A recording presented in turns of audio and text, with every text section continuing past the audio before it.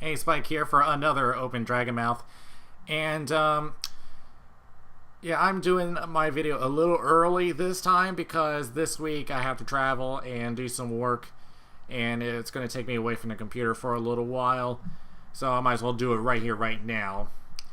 And also, if you probably noticed, my audio has gotten a little more clear because I actually got a new microphone. And I'm going to turn it, it'll probably dampen my voice, but yeah, it's a blue microphone which I got for $70. So yeah, I don't know if you heard that, but because yeah, it's the microphone was directed away, but yeah, I bought this for $70 at a Best Buy, and I tried it out with one of the video projects I was working on. And it came out much clearer than I do with the microphone located on my laptop. So yeah, I'll be using this for quite a while. Maybe I'll use it in future radio shows if I ever get back to it. But anyway, oh boy, what a week this has been in the news. And so much so that I gotta laugh with one particular newspaper having a typo in their newspaper saying, "Trump warns of fire and furry." I couldn't help but laugh at that. Imagine. Yeah, think of, if you ever, there is a furry that created a card game based on army factions in the world. I can't remember what the name of it was, but yeah, think of it like that. And seeing that reminds me of one particular cartoon that I found out about from a YouTuber about propaganda cartoons. And so think about what would children of North Korea would be seeing on their televisions for cartoons. Look up the cartoon called Squirrel and Hedgehog. Now, it's basically just a big propaganda about how North Korea is good, the United States is bad. And the modern day cartoon of it, really, if it wasn't so politicized and and the fact that I don't speak Korean, I would actually legitimately watch the show because the animation is actually pretty good. You just have to look at the modern day version of it, which the graphics really are beautiful. It's just that unfortunately it's corrupted by Korean politics. So unfortunately it's not one that you would enjoy, at least if you're not North Korean. But at least give it a watch, even though you don't know what the heck they're saying. Just watch the animation. I mean, these are talented animators. It's just unfortunate it has to be wasted on this. And let's see. Now, last week I had mentioned that we had lost Rabbit T. Rabbit, which was a big loss for the furry community.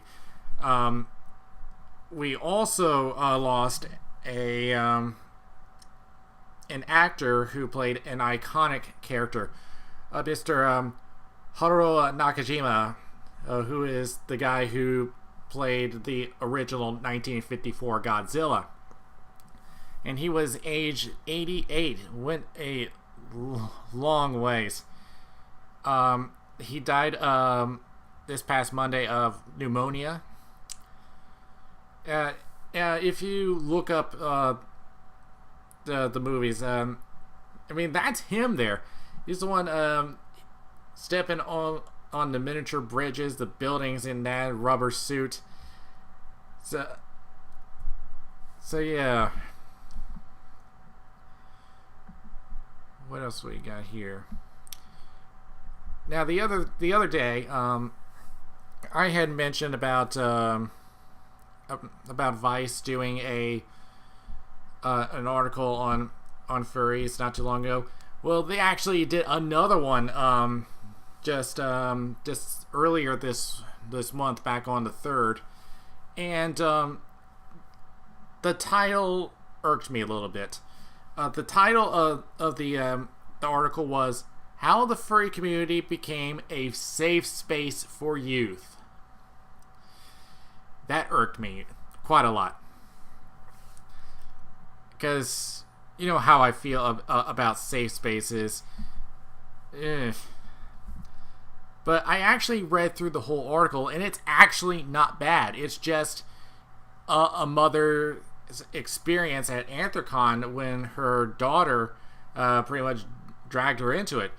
She came up to her mom and told her she was a furry, and she had a kangaroo dragon hybrid character. And naturally, her first reaction was, "No way, that is a sex thing." And I didn't like how the daughter reacted, and she said, "That's only for people in mersuits who want to give. Not everyone's into sex. Mersuits are fursuits specifically designed Section O openings for access." Now,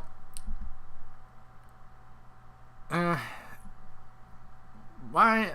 No, a lot of first reactions to her daughter would be, "How do you know all that stuff?" Plus, if you ever been to the Furries and Media panel, you don't put that image into the brain of the person you're speaking to if you're going to be talking about furry, because now that's what they're going to associate. Now, luckily in this case, the mom did find out what furry was actually about. She even referenced the furry research studies. If you look at furryresearch.org, she made a direct reference to it. That even the fact that only 10 to 15% of furries own a fursuit, and more specifically, 13% own a full fursuit, and 25% own a partial fursuit. But at least 70% at least own a piece of furry paraphernalia. So I'm glad they put their reference in there so I could check that, because 10 to 15% sounded a little low to me, but I did look it up and it was correct.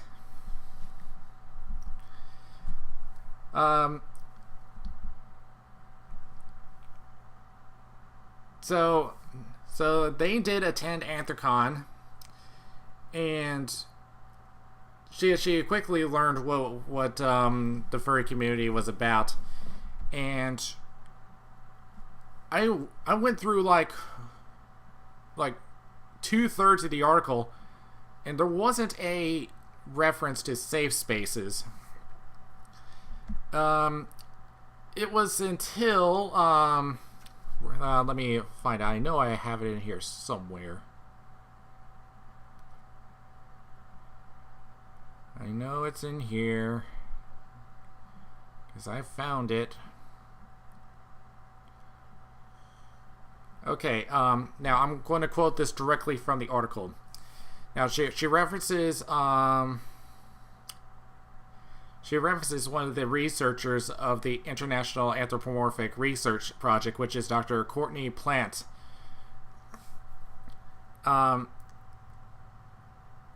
He explains that while ethics standards limit the research of IARP can do on furries under 18, that can extrapolate from findings about LGBTQ furries, which suggests that only 30% of furries identify exclusively or predominantly as heterosexual, and numbers clearly differ from the general population, which nearly 90% identify as heterosexual. And he notes that the furry community provides an essentially safe space for young people struggling to find validation and acceptance elsewhere in their lives. So I think they could have worded that a little better, because a safe space, not the phrase safe space a safe space for people that was pretty much trying to find people that are just like them. So it's not essentially the safe space that we were thinking of, or at least I was thinking of, but because if it was put that way, pretty much any community would essentially be a safe space. So it's actually not a bad article. I'd say take a look at it, and I think you'll pretty much enjoy this. This is pretty much a mother's experience with her daughter telling her how she's a furry, and them actually going to Anthrocon. But they could have I think they could have worded the title of the article better, because when you use safe and space in the same sentence, that's not a very good connotation. And if you've been on my Furfinity or Twitter, I've been at the TV on, and I actually was watching TV at midnight, and I just happened to flip through, and I had found out that Ducktales, the reboot, was actually having their very first episode today, and they're gonna play over and over all day long. So I figured I'd take a look at it, since I've talked about that DuckTales reboot before, how it was in the planning stages, and really I did enjoy it. Of course, there are some differences compared to the original. Now, I won't get into any details of what the first episode is about, but I'll at least talk about it in general. First off, the most obvious difference of the show is the art style. It's got a more refreshed look there, and it didn't really distract from anything, because I actually think it will work well with the show. I mean, despite its more modern look, I didn't feel any major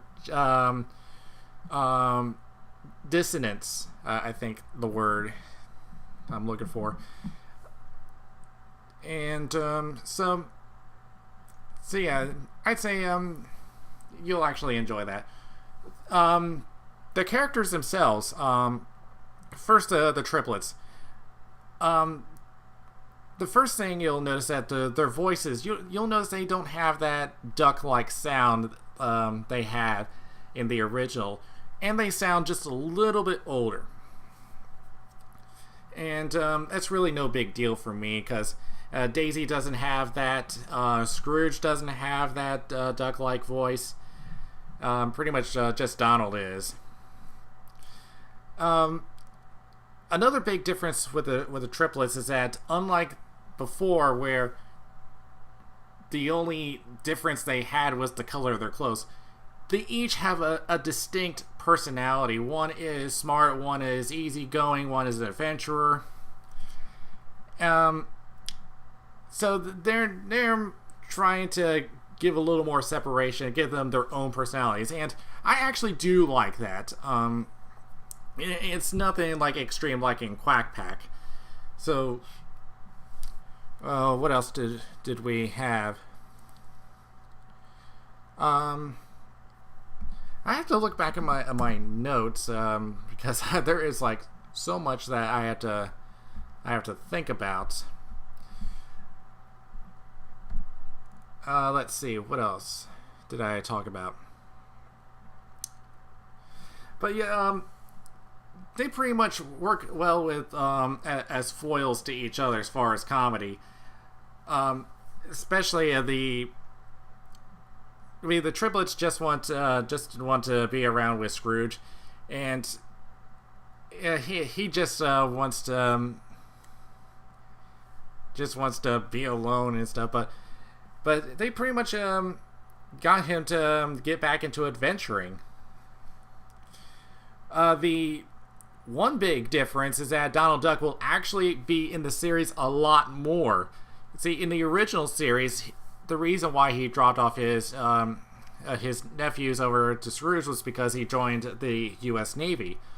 But in this one, he actually went to get a job, but it was not quite the job he was looking for. You'll find out when you watch the first episode. Instead of his blue uniform, he's been given a black uniform. And his houseboat's been damaged, so he pretty much has to stay with Scrooge. So you'll see him a lot more throughout the series. And also, you'll be seeing a lot more of the old characters. We already had one of the original villains in the first episode. And you will see some new ones too, including a crossover from one of the original 90s Disney cartoons. And if you've been to Anthrocon last year, you met his voice actor. A little hint for you guys. And let's not forget Scrooge. And he's voiced very well. And what actually caught me off guard was actually who voiced him. And that would happen to be David Tennant. And yes, it is the 10th Doctor. So, and with him being British and working with Scrooge, who usually has a Scottish accent, I'd say that this works very well. And so I think David Tennant is very good for the part. So I definitely look forward to seeing more of the series as it comes out. So if you got like Disney, I saw this one on Disney XD. So if you got that, please watch it. I think you will enjoy it. So yeah, this one, this video not much longer than the other ones. Just figured just do a quick one since I'm going to be away for a while. But speaking of, like I said, I will be in Anaheim in about a week and a half. So I'll be making video. I'll be showing you my experience over there. Again, it'll be my first time over there. So this will be all new to me. So till then, this dragon's mouth is now closing.